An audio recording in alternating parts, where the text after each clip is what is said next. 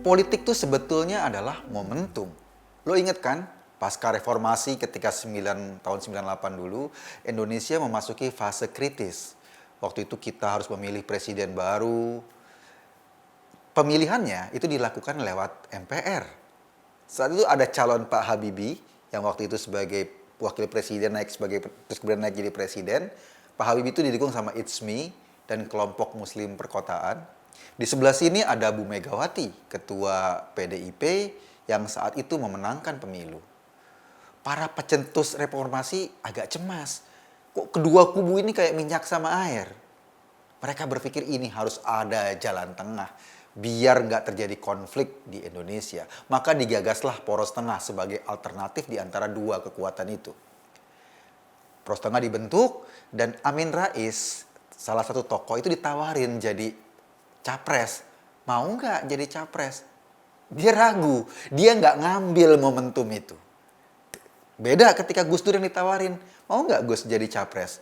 Dia langsung bilang bersedia. Gus Dur tahu, politik adalah momentum. Ia memanfaatkan momentum itu dengan cerdik. Dan Gus Dur jadi presiden. Sementara Amin kehilangan momentumnya. Kita tahu cerita berikutnya. Cerita tentang Amin Rais adalah cerita tentang kegagalan. Baik sebagai capres dia gagal, maupun sebagai penguasa PAN. Pak Amin kini malah terpental dari PAN. Nasibnya kayak orang makan di rumah makan Bundo Kanduang. Habis makan, ditagih bayaran. Padahal makannya di rumah makan Bundo Kandung. Karena nggak dianggap anak atau cuma dianggap anak pungut, kita nggak tahu. Momentum politik sih udah lewat bagi Amin. Ia kini seperti dinubuatkan Gus Dur. Kayak gelandangan politik. Nah, lain lagi cerita yang lain. Jokowi menurut gua adalah salah satu politisi yang paling pandai memanfaatkan momentum. Ketika di Solo, awal-awal pemilihan pilkada langsung, dia masih jadi pengusaha. Sementara politisi itu belum terbiasa ada pilkada yang dipilih secara langsung oleh masyarakat. Jadi mereka, para politisi itu masih gagap lah. Dalam perhelatan politik, posisi Jokowi sebagai pengusaha bisa dibilang punya peluang yang sama dengan orang yang udah kapalan di dunia politik di Solo saat itu. Makanya Jokowi sebagai pengusaha daftar ke PDIP untuk maju sebagai wali kota Solo. Dia bertarung dengan politisi-politisi yang masih gagap secara politik dan menang 36% suaranya. Kemudian dari Solo ia mengukir namanya, gaya kepemimpinannya cocok untuk konteks Solo pada saat itu, dan kemudian periode kedua dia maju lagi dan kemenangannya luar biasa, 90 sekian persen. Boleh dibilang waktu itu Pak Jokowi saya nggak ada lawan di Solo. Nah, dari Solo ia melihat peluang di Jakarta. Ada momen politik besar di Jakarta yang nggak mau dia sia-siakan. Namanya masih moncer gara-gara jadi wali kota Solo. Orang juga mulai melirik kiprahnya, mulai membicarakan peluang atau gaya kepemimpinannya yang berbeda dari yang lain. Terus kemudian dia maju di Jakarta dan menang di Jakarta sebagai gubernur. Gaya memimpinnya di Jakarta, karena Jakarta jadi pusat pemberitaan, kemudian berita tentang Jokowi menjadi nasional, namanya makin moncer, surveinya tinggi.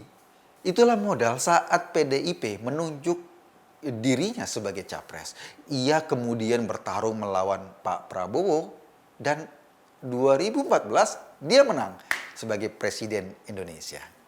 Itu kisah tentang Pak Jokowi yang pandai memanfaatkan momentum. Nah, saat ini di Solo mau ada pilkada lagi. Wali kota petahana Pak FX Hadi Rudiatmo, dulu dia mantan wakil wali kotanya Pak Jokowi. Karena kemudian dia jadi wali kota dan dia sudah 2 periode menjabat. Jadi nggak bisa maju lagi. Pak FX Rudiatmo ini katanya isunya mendukung wakilnya Ahmad Purnomo yang juga dari PDIP untuk menggantikan posisinya sebagai wali kota Solo. Tapi Ahmad Purnomo tuh udah tuir. Umurnya 71 tahun. Sementara urusan rekomendasi calon kepala daerah bukan urusan wali kota menjabat atau bukan urusan ranting, tapi urusannya adalah urusan pengurus pusat. Gibran melihat peluang itu. Ia masih muda, energik, Potensinya untuk meraih momentum politik juga tersedia. Toh Ahmad Purnomo yang katanya dapat dukungan dari wali kota belum mendapat rekomendasi resmi. Gibran masih bisa meraihnya karena ya memang belum ada rekomendasi yang resmi. Jadi pada tahun 2019 ia mendaftar sebagai kader PDIP. Sejak saat itulah ia serius meniti langkahnya untuk mengambil momentum politik yang tersedia di hadapannya. Hasilnya, elektabilitas Gibran naik. Anak-anak muda Solo berharap sama Gibran ketimbang wali kota yang sudah aki-aki itu. Bermodal itulah Gibran akhirnya mendapat restu partai untuk maju. PDIP mendukungnya, partai-partai lain juga memberi dukungan. Alhamdulillah PKS nggak diajak.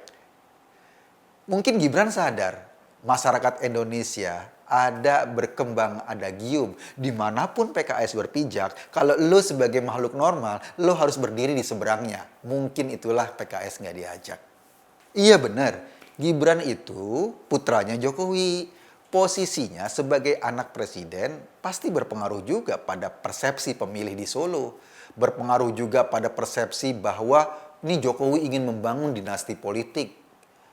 Tapi menurut gue ya, dalam politik elektoral yang terbuka kayak gini, persoalannya bukan dia anak siapa yang penting diperhatikan. Bukan soal dia berdarah biru atau oranye, tapi seberapa besar kemampuannya untuk mengemban amanah. Nilai itu yang penting untuk diukur. Ukurannya merit system atau penilaian berdasarkan prestasi. Sekarang lu tinggal lihat sepak terjang Gibran selama ini. Apakah dia suka memanfaatkan kekuasaan ayahnya untuk meraih keuntungan? Atau posisinya ia sebagai anak seorang Jokowi, kemudian dia mengambil manfaat dari situ? Lu inget dong, kisah soal sikap Gibran sebagai pengusaha catering di Solo yang menolak semua order dari Pemda Solo saat Pak Jokowi jadi wali kota Solo. Itu aja udah cukup menggambarkan bagaimana sebetulnya anak ini berpikir dan bersikap. Saat Jokowi sebagai presiden punya kekuasaan luar biasa di Indonesia, apa bisnis yang digeluti Gibran? Dia bisnis kuliner. Kulinernya juga bukan yang aneh-aneh, dia jualan martabak.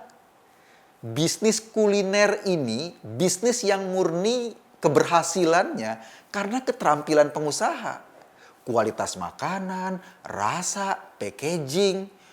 Kekuasaan politik sehebat apapun gak akan bisa mengintervensi agar rakyat semua berbondong-bondong beli martabak. Lo presiden ngeluarin kepres, tetap aja misalnya, woi rakyat Indonesia tolong beli martabak. Gak laku. Jadi bisnis kuliner itu bisnis yang benar-benar mengandalkan kekuatan produknya. Kekuasaan politik sama sekali nggak bisa ikut andil dalam kesuksesannya. Kalau martabaknya nggak enak, mau bapak lo presiden, mau bapak lo menteri, tetap aja nggak ada yang mau beli.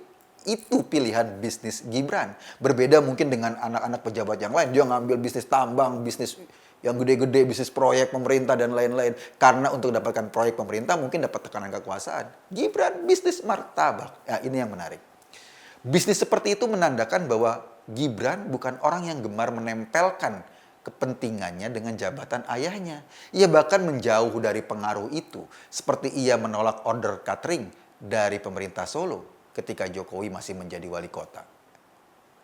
Tapi Gibran itu anak Jokowi kan? Dan Jokowi adalah presiden Indonesia. Iya benar. Tapi pengaruh dia sebagai anak presiden atau memposisikan diri sebagai anak presiden itu nggak signifikan. Pilihan bisnisnya selama ini menunjukkan ia cuma anak Jokowi.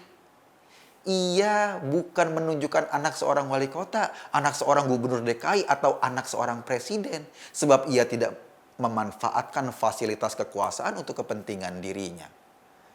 Mungkin yang paling kentara, ia mewarisi keterampilan Jokowi dalam politik. Pandai melihat momentum.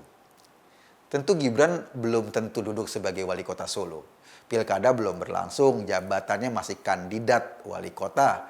Ia masih harus bertarung di pilkada, masih harus membuktikan dirinya mampu menaklukkan massa di Solo.